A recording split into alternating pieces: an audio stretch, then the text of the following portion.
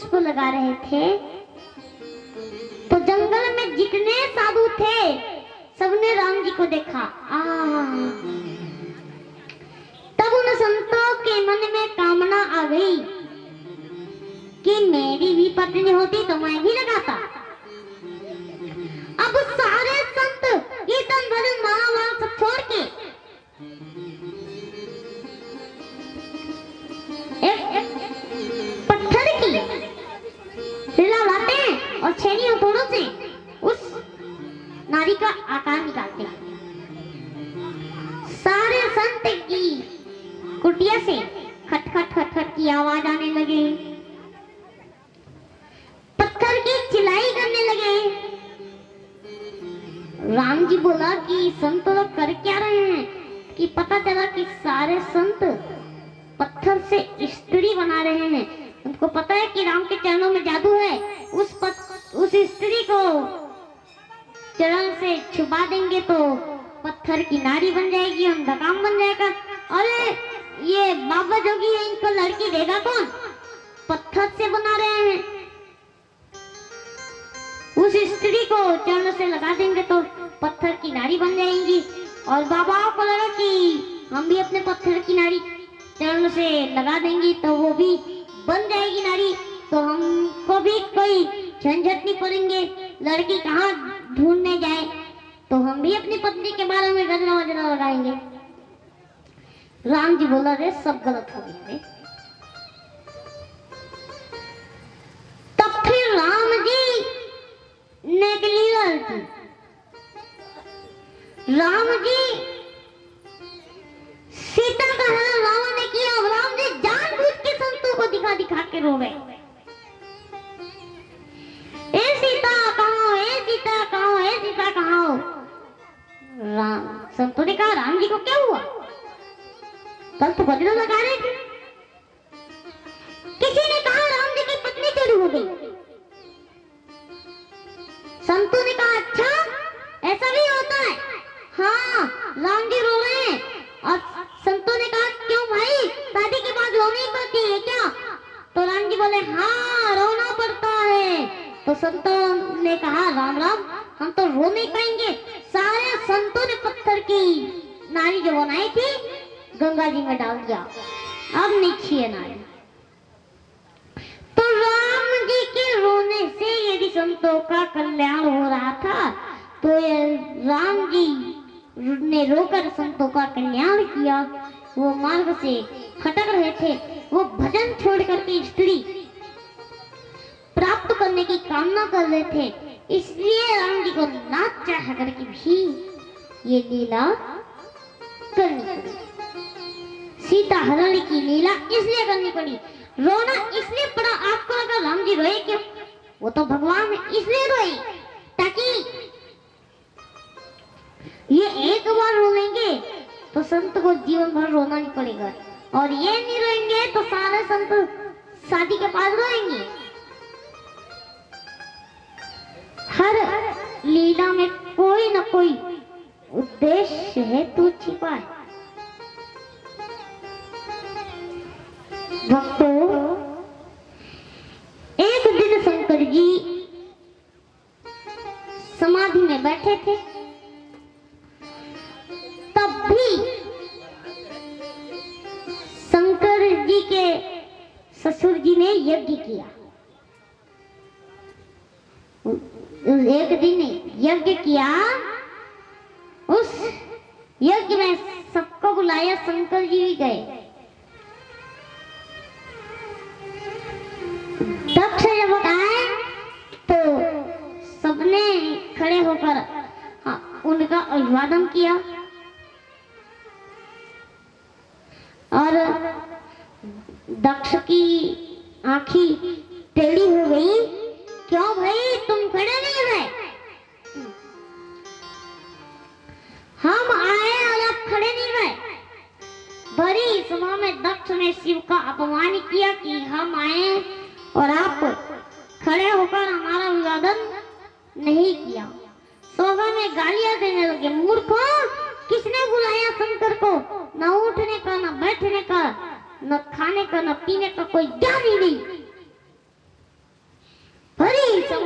अपमानित करने लगे।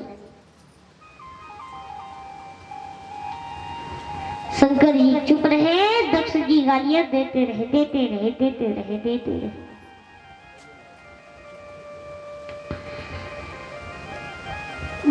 भक्तों, भगवान कृष्ण ने शिशुपाल की कितनी गालियां सुनी है? भगवान कृष्ण ने शिशुपाल की 100 गालियां सुनी। 100 गाली बुरी हुई, फिर गालियां दी तो सुदर्शन से सिर भंग कर दिया, काट दिया। जो भगवान 100 गालियां सुनने पे सिर काट सकते हैं, पता नहीं कि भगवान फर्स्ट गाली सुनने पे सिर नहीं काट सकते? काट सकते थे, काटा क्यों नहीं? भगवान कहते हैं कि मैं भगवान होकर 100 गालियां सुनता हूँ, तो तुम इंसान होकर तो 10-20 गालियां तो सुन लो। इंसान होकर तो अपने सहनशीलता बढ़ाओ। शंकर जी भरी सभा में अपने ससुर जी की गालियां सुनते रहे, सुनते रहे, सुनते रहे।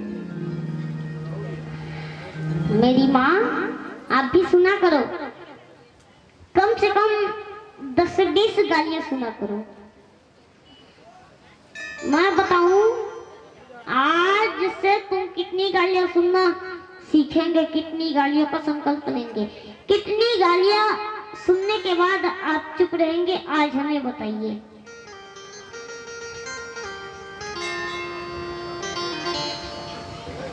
किसके अंदर अपनी सहनशीलता है? हाथ उठा के हमें बताओ।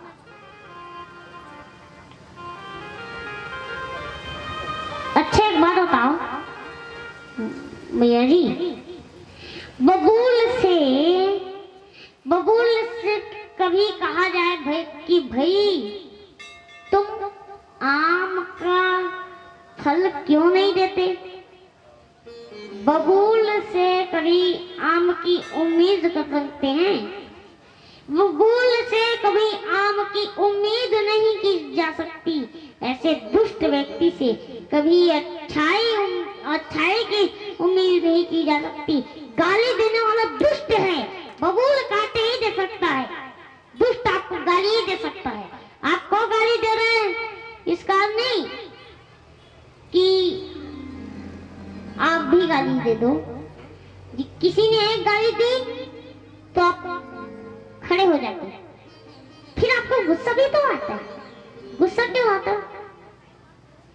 उसमें और तुम में अंदर क्या रहा? कुत्ते ने आपको काटा तो आप कुत्ते को काट लो, हिसाब बनो। आप लोग कुत्ते को काटते हैं क्या? सुनिए मेरी, पाँव में काटोगे, सिर्फ पाँव खाऊंगा। मैया जी, आपने कभी कुत्ते को काटा? नहीं काटा, तो बहू को क्यों काटी? कुत्ते ने हमें काटा तो हमारे पेट में 14 सुई लगते हैं, पर कुत्ते को नहीं काटते हैं, हम इंजेक्शन लगवाते हैं। दुष्ट हमें गाली दे रहा है, क्षमा, कोई बात नहीं, क्षमा करो, क्षमा बड़न को चाहिए, छोटन को तो पाल। आप बड़े बन जाइए, क्षमा कर लीजिए। शंकर जी को गालियां मिली, शंकर जी चुप रहे। शंकर जी को श्राप दे दिया, तुम्हें यज्ञ में कोई भाग नहीं मिलेगा घर से। शंकर जी निकल के चले गए। वही दक्ष ने पड़कर यज्ञ किया, माता सती को निमंत्रण नहीं मिला, माता सती गई और उस यज्ञ में जल के योगाग्नि में भस्म हो गई। माता सती का जलता हुआ शरीर लेकर भगवान शंकर दौड़े हैं। जहां जहां माता सती के अंग गिरे हैं वो शक्ति पीठ बन गई। पावन जगह पर भी टिट्टू जगह पर 51 शक्तिपीठ, एक शक्तिपीठ भारत में है और एक शक्तिपीठ पाकिस्तान पटवा पटवारे के टाइम चले गए। 4 धाम, 12 ज्योतिर्लिंग, 51 शक्तिपीठ आज हमारे भारत में। तो शंकर जी वही सती पार्वती की रूप में जन्म लेती है और शंकर जी के से माता पार्वती का विवाह संपन्न होता है।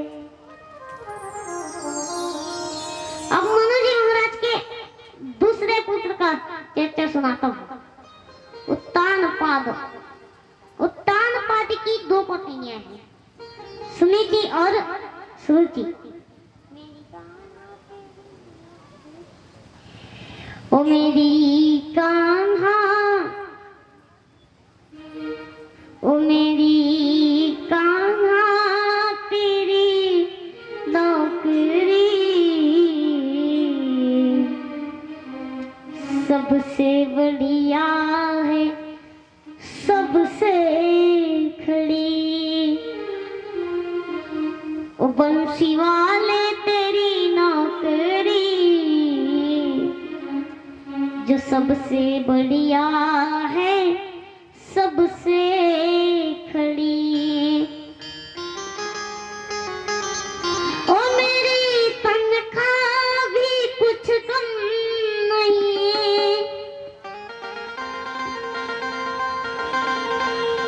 कुछ मिले ना मिले कम नहीं।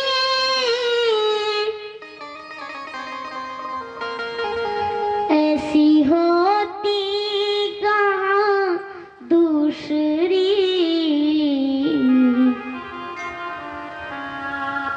सबसे बढ़िया है, सबसे खड़ी। ओ बंसी वाले तेरी नौकरी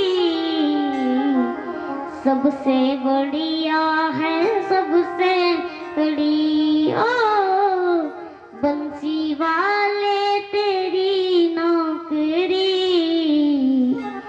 सबसे बढ़िया है, सबसे खड़ी।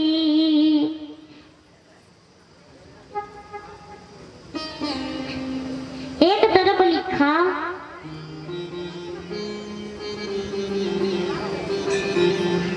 तो शंख चक्र बने। वाह, घर के पर क्या निशान था? शंख चक्र का। वाह,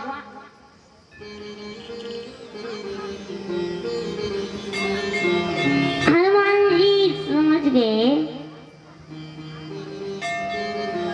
ये कोई भगत का घर है। हनुमान जी को डर ही था कि हो सकता है ये रावण की माया हो, क्योंकि रावण बहुत माया भी था। अब हनुमान जी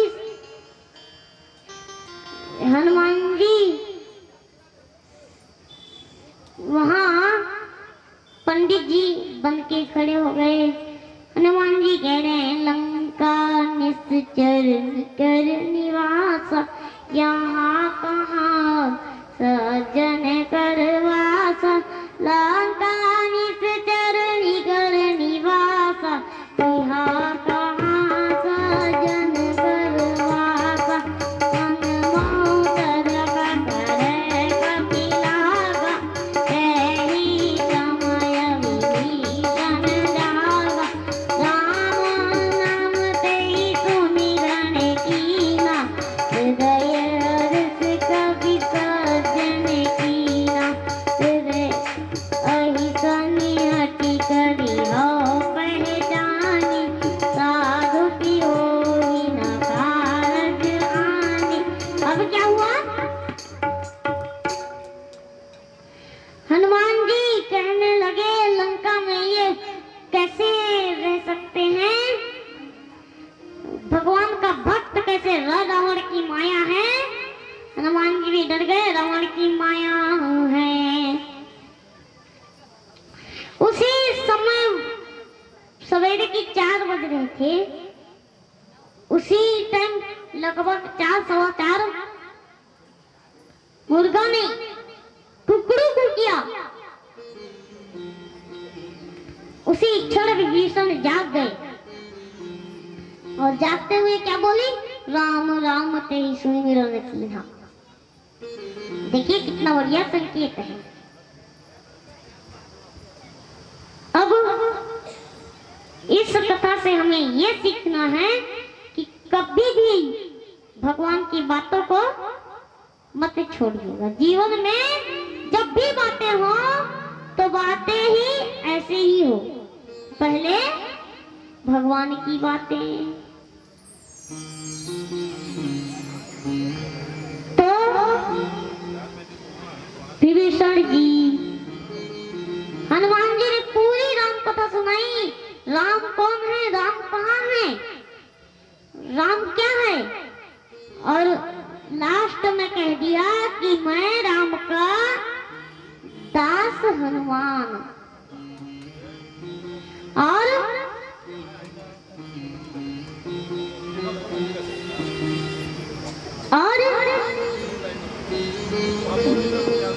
विभीषण जी कहने लगे, सुना हो पवन सुत रहनी हमारी, अहि दस नहीं सब जीव विचारी। सुना हो पवन सुत रहनी हमारी, अहि दस नहीं सब जीव विचारी। जब हनुमान जी, भीषण जी ने कितना बढ़िया बात किया, वाह। तो हनुमान जी, विभीषण जी ने कितनी बढ़िया बात कही। हम लंका में रहते ऐसे ही है। 32 दुष्टों के बीच में एक जीवा रहता है। दांत क्या है, मूर्ख है, और जीवा समझदार है।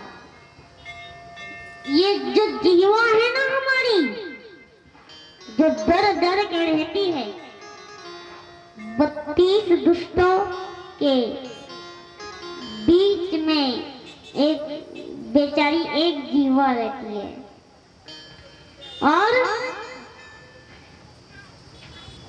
दांत ना जीवा को काट लेती है, पर उनको तो एक शब्द नहीं पूछती, दांत एक शब्द भी नहीं पूछता कि कहो जीवा बहन कैसी हो। मसूड़ों में, दांतों में अगर दर्द हो जाए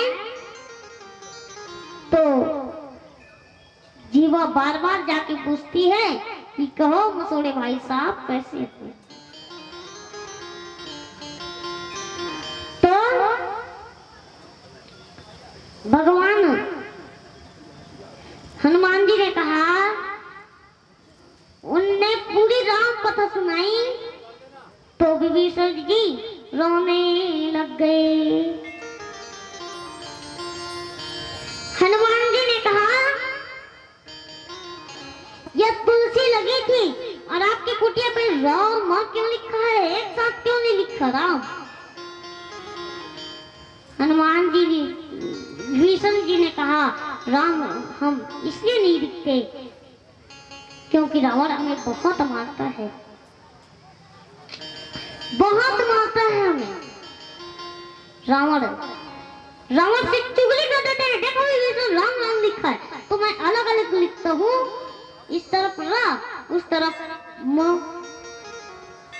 रावण पूछता है क्यों है विभीषण, ये क्या लिखा है, तो मैं कह देता हूँ राम मतलब रावण, म मतलब मंदोदरी, आपका ही पुजारी हूँ। ऐसे छिप छिप करके विभीषण जी अपना बात कर रहे हैं। विभीषण जी तो और एक रावण है इधर आकर के मैया को बहुत प्रकार से डराने लगी। अगर रावण की उपमा जुगुन, मैया ने रावण की उपमा जुगनू से की। रावण को क्रोध आया, अगर मांस भर के अगर मेरी बात नहीं मानी तो इसे चंद्रहास से तेरा शीश काटूंगा मैं सीता। राक्षसियों ने से कहा खूब डराओ, खूब धमकाओ, चाहे ये मेरी बात मान जाए। राक्षसियां डरा रही थी, उसी में एक थी त्रिजटा जी। त्रिजटा जी कौन है? त्रिजटा नाम राक्षसी एका, रामचरण रति निपुण विवेका। जिस रति की मांग कल भैया भरत ने प्रयागराज में की, और त्रिजटा जी कह रही है, राक्षसियों से कहा त्रिजटा जी ने, सुनो आज भोर ही भोर मैंने सपना देखा है।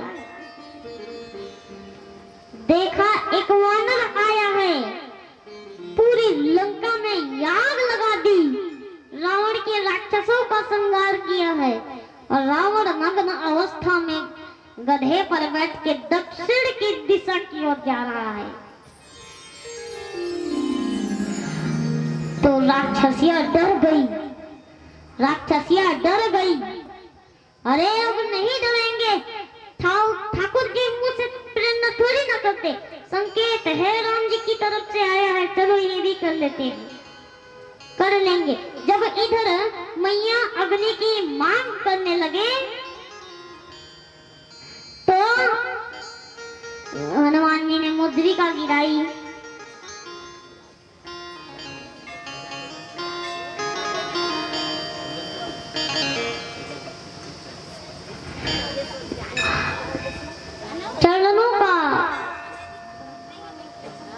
चरणों का ये भोजन है ना, वो माँ का अमृत है।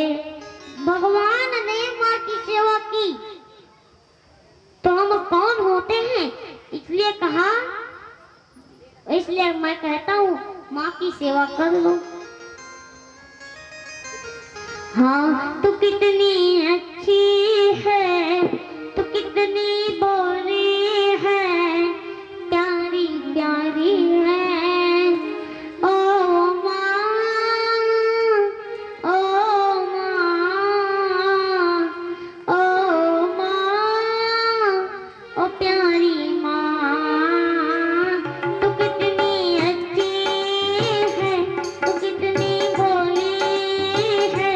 प्यारी प्यारी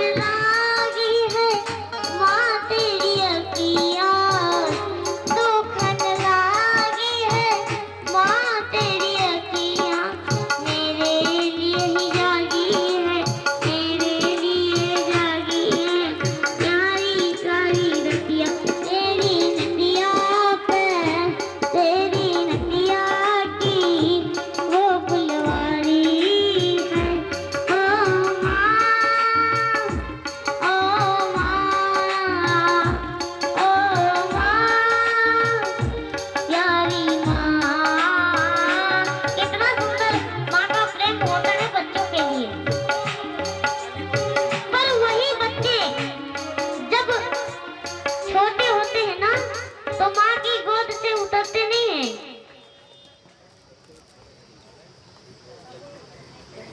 पर बच्चे जब बड़े हो जाते हैं ना तो माँ की तरफ देखते नहीं हैं। ये दुर्भाग्य है, ये घोर कलयुग चल रहा है। तो इसलिए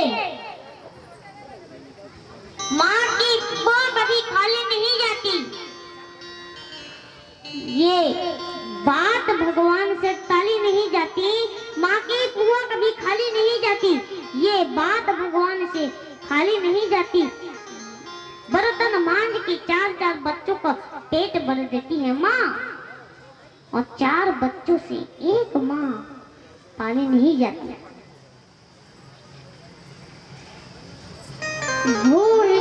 भूल गए आपकी औलाद आपकी क्या सेवा करेगी। जैसे आपने अपनी माँ का त्याग कर दिया है कि भूल गए, भगवान तो सब देख रहा है। तो